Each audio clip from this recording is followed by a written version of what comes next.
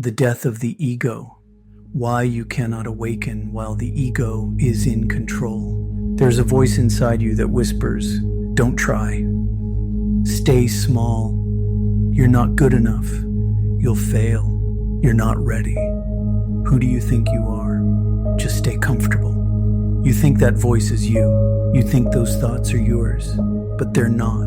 They are the ego, the false self, the identity built from fear, pain, trauma, and conditioning. And as long as the ego is in control, you will never awaken. Let's expose it. Welcome back to the I Am experience, where awakening becomes real. Today we are going deeper than ever before. We're not talking about lust, gluttony, envy, wrath, or pride. We're talking about the root of all of them, the ego, the false identity that keeps you unconscious. This may be the most important message in this entire series. Let's begin. The ego is not your enemy. It's not evil. It isn't trying to destroy your life. The ego is simply a story, a collection of fears, memories, beliefs, insecurities, labels and wounds, expectations, societal conditioning. The ego is a mask, a survival mechanism, a protective shell built to keep you safe.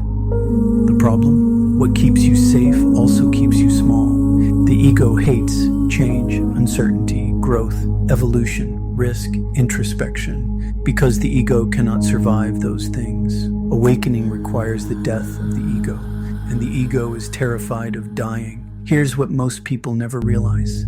The thoughts that hold you back are not yours. They are the ego trying to protect its identity. When you think, "I can't do this. I'm not enough. What will people think? It's too risky. I'll look stupid. It's safer to stay where I am." This is not your true voice. This is the ego speaking. Why? Because the ego fears the unknown. It fears change, and it fears growth. It fears awakening. It fears anything that threatens its existence. The ego would rather keep you comfortable, predictable, unchanged, stuck, numb, safe, than allow you to step into your true power. The ego does not want you to awaken, because when you awaken, the ego dies. Ego says, "I am my trauma.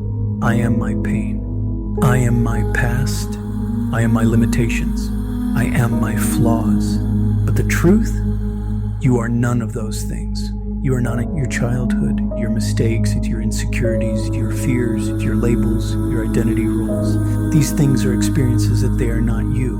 The ego attaches itself to these things because without them, it has no identity. Ego survives through attachment, suffering, comparison, judgment, fear, control. The I Am exists without any of that. This is why the ego fights awakening. Because awakening reveals that the ego was never real. The ego would rather live in a painful, familiar reality than a joyful, unknown one. That is why you stay in dead-end jobs, empty relationships, self-destructive habits, fear-driven patterns, old identities, comfort zones, not because you're weak, not because you're unmotivated, not because you're lazy, but because the ego is whispering, "Don't go there. Don't change. You might fail. You might get hurt. You might lose control." The ego survives through certainty. Awakening requires surrender, and surrender is the ego's death. The ego doesn't die through force. It doesn't die through hatred. It doesn't die through suppression. The ego dies through awareness. Here's how. 1. Observe your thoughts without believing them. The moment you watch the ego, you become separate from it. 2. Step into discomfort intentionally. Every time you choose growth over fear, the ego loses power. 3. Question the stories you tell yourself.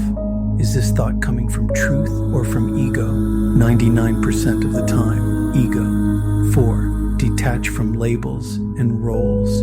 You are not your job. You are not your status. You are not your trauma. You are not your past. You are the awareness behind it all. 5. Commit to the unknown. The unknown is where the soul expands. The ego dies in the unknown because it cannot control what it cannot predict. Here is the ultimate truth. Your ego is not you. Your thoughts are not you. Your limitations are not you. Your fears are not you. You are the one who watches the thoughts. You are the one who notices the fears. You are the one who observes the ego's stories. that witness, that stillness, that presence is the I am. The I am is fearless, is limitless, is pure awareness, is pure consciousness, is untouched by trauma, is unaffected by doubt, is invincible.